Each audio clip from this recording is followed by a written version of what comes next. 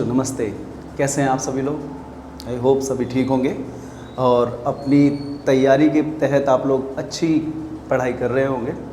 बच्चों, जैसा कि आप सबको पता है कि लास्ट वीडियो में मैंने आप सभी को ये चीज़ अच्छे से एक्सप्लेन की थी कि पढ़ाई का मतलब ये नहीं होता है कि किसी चीज़ को बस एज ए रट लेना, समझ लेना, बट कि मेरे कहना ये है कि यदि आप किसी चीज़ को पढ़ रहे हैं तो उसमें आप अपने कॉन्सेप्ट को अच्छे से क्लियर करिए, क्योंकि यदि आपके कॉन्सेप्ट क्लियर होते हैं तो एक बार को यदि आपने वो चीज़ नहीं भी पढ़ी है, नहीं भी रिवीजन करी है, तो आप अच्छे से उसके आंसर को टैकल कर सकते हैं। तो बस उसी सीरीज को आगे बढ़ाते हुए आज फर्स्ट वीडियो मैं रिलीज़ कर रहा हूँ जो कि 6th क्लास NCERT से रिलेटेड है और ये उन सभी बच्चों के लिए बहुत ही ज़्यादा यूज़फुल होने वाली है जो बच्चे कोचिंग नहीं जाते हैं या कोचिंग जाते हैं पर समझ नहीं आता है अच्छे से। तो बच्चों, मेरे इस वीडियो का पॉइंट ऑफ व्यू है एक तो अच्छे से एक्सप्लेनेशन देना उन्हीं पॉइंटों को जिस पॉइंट से क्वेश्चन आने की सबसे ज़्यादा संभावना होती है। चलिए फिर स्टार्ट करते हैं आज की क्लास। जैसा कि आप सबको पता है कि क्लास 6 की लेसन 1 पार्ट 1 वीडियो है ये, सौरमंडल में पृथ्वी। बच्चों, आप सभी ने सुना होगा, अक्सर आप सुनते रहते हो, अक्सर आप ये खुद एक्सपीरियंस भी करते रहते हो कि हमारी पृथ्वी गोल है, ठीक है। जब आप आसमान में देखते हैं आपको लाखों हजारों तारे दिखते हैं आसमान में, कुछ टिमटिमाते हैं तो कुछ नहीं टिमटिमाते हैं। कभी आपने सोच के देखा है कि उन तारों के पीछे क्या रहस्यमयी कहानी है ना? तो एक चीज़ और मैं आपको बोलूँगा, आपने कई बार सुना होगा कि आसमान में एक अलग अलग प्रकार की आकृतियाँ बन जाती हैं। सुना कि आपने देखा भी है कि कोई 5 बन रहा है, कोई हल लेके कोई खड़ा हुआ है। कभी आपने सोचा है कि ऐसा क्यों होता है, और होता है तो उसको बोलते क्या है? ठीक है, चलिए आइए देखिए। जैसा कि आप सबको पता है कि आसमान में पहले तारे 1 या 2 बिंदु ही दिखते हैं, लेकिन बाद में इसकी संख्या बढ़ जाती है। आपने देखा होगा जैसे कि जब बादल साफ़ होता है पहले आपको मोटे मोटे 1-2 तारे दिखते हैं, लेकिन बाद में जब आप गौर से देखना स्टार्ट करते हैं तो उसकी संख्या बढ़ती चली जाती है, क्योंकि आपका विज़न क्लियर होता चला जाता है ना। आप आसमान में जब देखते हैं तो 1-2 कुछ चमक रहे हैं, कुछ नहीं चमक रहे हैं, तो देखेंगे आप इसकी गणना नहीं कर सकते, मतलब कि आप इसे काउंट नहीं कर सकते, इतने तारे हैं। ध्यान से देखने पर आपको पता चलेगा कि इसमें से कुछ टिमटिमाते हैं तथा बाकी सबसे अलग हैं। कुछ नहीं टिमटिमा रहे हैं, सिंपल बस वो एक जैसी रोशनी कंटिन्यू दे रहे हैं। ये बिना किसी टिमटिमाहट के चंद्रमा के समान है, बिल्कुल यही चीज़। ये कुछ इस तरीके से चमकते रहते हैं जैसे चंद्रमा अपनी पूर्ण रोशनी से चमकता रहता है। ये तारे भी कुछ ऐसे होते हैं कि ये पूरी तरीके से सिर्फ आसमान में चमकते हैं। पूरे चांद को पूर्णिमा कहते हैं। देखा है ना आप लोगों ने, पहले आधा चांद निकलता हुआ दिखता है कुछ दिन तक, फिर आपको दिखता है थोड़ा बड़ा हो रहा है, फिर थोड़ा बड़ा हो रहा है। सोचा है कि क्यों ऐसा होता है? आने वाली नेक्स्ट वीडियोस में मैं आपको सब क्लियर करूँगा। तो इन्होंने बोला है कि पूरे चांद को पूर्णिमा कहते हैं। तो जिस दिन आप आसमान में पूरा गोल चमकता हुआ चांद देखते हैं उसको पूर्णिमा कहते हैं। आपने बड़े बूढ़ों के मुँह से सुना होगा आज पूर्णिमा की रात है। तो बेटा, पूर्णिमा का शब्द मतलब उस सबसे ही कॉन्सेप्ट होता है कि आज पूरा चांद निकला है, जिसको पूर्णिमा कहते हैं। 15 दिन के बाद ये अमावस्या होती है। आप देखेंगे जिस दिन पूरा चांद निकलता है जस्ट उसके 15 डेज बाद अमावस्या यानी कि सिर्फ अंधेरी रात होती है। तो जिस दिन सिर्फ अंधेरी रात होती है उसको बोलते हैं अमावस्या। सुना होगा आपने घर के बड़े बूढ़ों से कि आज पूर्णिमा है, आज अमावस्या है। तो इसके पीछे यही साइंस है बच्चा। इसी वजह से जो हमारे बुजुर्ग हैं वो इस चीज़ को पहले से ही जानते हैं, इसीलिए वो इस चीज़ को बोलते हैं। आगे के टॉपिक में बोला गया है चंद्रमा तथा वे सभी वस्तुएं जो रात को चमकती हैं खगोलीय पिंड कहलाती हैं। बिल्कुल सही। चंद्रमा और वो सारी ही वस्तुएं जो आसमान में चमकती हैं, चाहे वो उल्का पिंड हो या किसी भी प्रकार की कोई वस्तु हो, तो यहाँ बोला है कि चंद्रमा तथा वे सभी वस्तुएं जो रात को चमकती हैं आसमान में वो खगोलीय पिंड कहलाती हैं। ठीक है, सभी खगोलीय पिंडों को तारा कहते हैं। तो बस बच्चों, आपको अपने माइंड में यही चीज़ डाल लेनी है कि वे सारी ही चीज़ें जो आसमान में चमकती हैं उनको तारा कहते हैं। ठीक है, सूर्य भी एक तारा है, सूर्य भी एक तारा है क्योंकि ये भी आसमान में चमकता है। बिल्कुल सही। तारा मीन्स एक तो वो तारे जो आसमान में आपको दिखते हैं जिन्हें आप स्टार कहते हैं। सूर्य को कई लोग नहीं जानते हैं कि सूर्य भी एक तारा है। बच्चे आप ये जान के बहुत ज़्यादा शॉक्ड हो जाएंगे कि जितना हमारा सूर्य है ना उससे कई गुना बड़े स्टार मतलब तारे हैं। फ़र्क सिर्फ इतना है कि सूर्य कुछ नज़दीकी पे है और तारे उससे बहुत दूरी पे स्थित हैं। ठीक है, इस वजह से वो तारे हमें छोटे दिखते हैं। चलिए आगे बोला गया है, रात के समय चमकते हुए तारे सूर्य के समान हैं।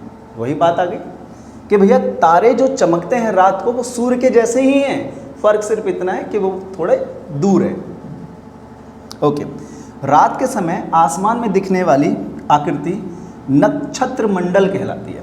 जो मैंने आपको स्टार्टिंग में ही बोला था कि आसमान में कई प्रकार की आकृति आपको दिखती है, तो उसके पीछे सिर्फ यही एक साइंस है कि बच्चे जब तारे एक सीरीज़ में जुड़ते हैं ना, सीरीज़ बाय सीरीज़, जब दूर हैं तो हम उनको सीरीज़ से क्या कर सकते हैं, कनेक्ट कर सकते हैं। बस, तो हमारे बड़े बड़े वैज्ञानिकों ने इस चीज़ को एक्सप्लेनेशन देते हुए कहा है कि जो भी आसमान में एक आकृति सी दिखती है उसको नक्षत्र मंडल कहते हैं, क्योंकि वो तारों का एक समूह होता है, वो तारों का एक ग्रुप होता है। ओके, पिंड ग्रह कहलाते हैं, जिसे इंग्लिश में प्लैनेट कह लेते हैं। ठीक है, इन्होंने बोला है कि जो भी पिंड हैं वो ग्रह कहलाते हैं और जो ग्रह हैं उनको इंग्लिश में प्लैनेट कहते हैं, यानी कि प्लैनेट ही पिंड कहलाते हैं हिंदी शब्द में। आगे बोला गया है, प्लैनेट शब्द ग्रीक भाषा से बना है।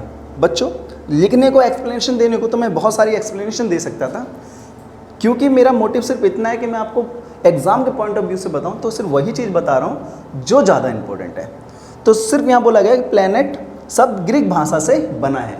इसकी मीनिंग्स तो कई सारी होती हैं, लेकिन क्योंकि समय का थोड़ा सा है हमारे साथ, जिसकी वजह से हमें कुछ शब्दों को मेन फोकस पे रखना है। ठीक है, होप कि आप लोग समझदार हैं तो समझते ही होंगे, है ना। चलिए अब आती है वो बारी जिसके लिए मैं स्पेशली इस क्लास में हूँ। बच्चों आपने देखा है ना आसमान में तारे, उसके साथ कितने सारे प्लेनेट।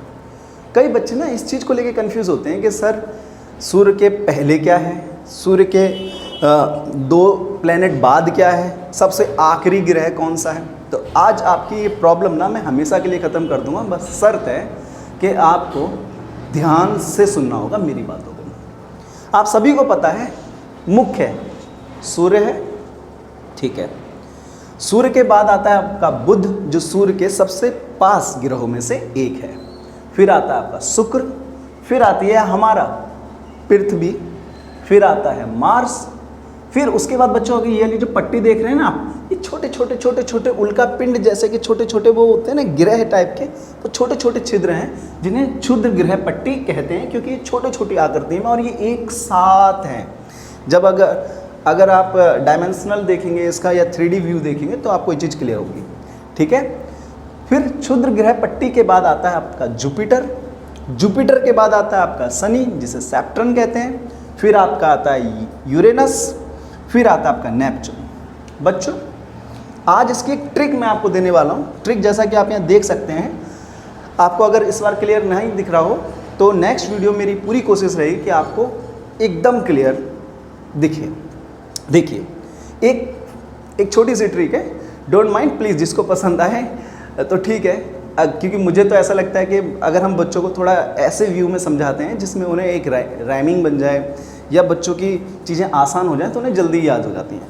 आपको सिर्फ प्लैनेट के नाम यहाँ से याद कर लेने, सिर्फ नाम, ये नहीं कि कौन सा किसके बाद है, नहीं, वो मैं इस ट्रिक में बता रहा हूँ और बाकी के काम ये ट्रिक कर देगी। देखो M मतलब मरकरी, E ठीक है, M मतलब mercury, V for Venus, E for earth, M for Mars, J for Jupiter, S for Saturn, U for Uranus, N for Neptune. अब आपको क्या करना है, देखो M को बोलना है कि मेरा, V को बोलना है वॉल्यूम, E को बोलना है इतना, मैं, एम को बोलना है मैं, जे को बोलना है जिसे, एस को बोलना है सोचूं, यू को बोलना है उसे, एन फॉर नचाऊं। मतलब कि ये साधारण शब्दों में, मेरा वॉल्यूम इतना, मैं जिसे सोचूं उसे नचाऊं। अब आपको अगर ये लाइन याद हो गई ना, मेरा वॉल्यूम इतना, मैं जिसे सोचूं उसे नचाऊं, तो यदि आपसे कभी भी कोई पूछे आप बस ये लाइन याद कर लेना, मेरा वॉल्यूम इतना, मैं जिसे सोचूं उसे नचाऊं। तो आप क्या करेंगे कि जो पहला वर्ड होगा ना उसी को सीरीज वाइज बोलते चले जाइएगा, आपको ऑटोमेटिकली ये चीज़ क्लियर हो जाएगी कि सूर्य के बाद पृथ्वी की सीरीज में और कौन कौन से ग्रह आते हैं। बच्चों कहने को तो ये थोड़ा सा डिफरेंट है, आपको पहले नहीं सुनने को मिला होगा, लेकिन मैं आपको रियलिटी बताऊं, अगर आप इस तरीके से ट्रिक से याद करते हैं तो आपको कई सारी चीज़ें याद हो जाएंगी। तो याद रहे, मेरा वॉल्यूम इतना, मैं जिसे सोचूं उसे नचाऊं। ठीक है, तो आपको याद होना चाहिए, मेरा मतलब Mercury, V for volume, E for Earth, M for Mars, J for Jupiter, S for Saturn, U for Uranus, N for Neptune. ठीक है, बस आपको ये ट्रिक अगर याद होंगी तो आप इजीली इसको याद कर लेंगे। क्योंकि ये एक फर्स्ट पार्ट की वीडियो है इसलिए मैंने इसमें सिर्फ इतना ही बताया है। इसके जस्ट सेकंड पार्ट जो आएगा उसमें मैं आपको most important questions related to exam point of view कि किस तरीके से एग्जामिनर का कॉन्सेप्ट होता है कि बच्चों को वो ट्रिक दे के फंसाए। क्योंकि बेटा 6th क्लास भी में भी बच्चों के माइंड पे ही काम किया जाता है। 6th 7th 8th 9th 10th 11th ये 12th ये क्या होती है, ये वही क्लासेस होती है जिसमें बच्चों को डेवलप किया जाता है माइंड लेवल पे। तो बच्चों नेक्स्ट क्लास में जो मैं आपको क्वेश्चन आंसर कराने वाला हूँ वो सेम टू सेम उसी पॉइंट ऑफ व्यू से होंगे जिसमें एग्जाम से पूछा, ज़्यादा नहीं 3 से 4 क्वेश्चन होंगे। बाकी की मैं आपको एक ट्रिक बताऊंगा कि किस तरीके से आपको कॉन्सेप्ट वाइज समझना है। बस बच्चों अगर आप कॉन्सेप्ट वाइज समझ लेते हैं तो मुझे ये लगता है कि आपसे फिर दुनिया में किसी भी तरीके से किसी भी एंगल से क्वेश्चन पूछा जाएगा ना तो आप इजीली कर लेंगे। मेरी क्लास में सिर्फ इतनी ही कोशिश रहेगी कि मैं आपको कॉन्सेप्ट वाइज चीज़ों को क्लियर करूँ। थैंक यू, नमस्ते, अपना प्यार और सपोर्ट बनाए रखिएगा।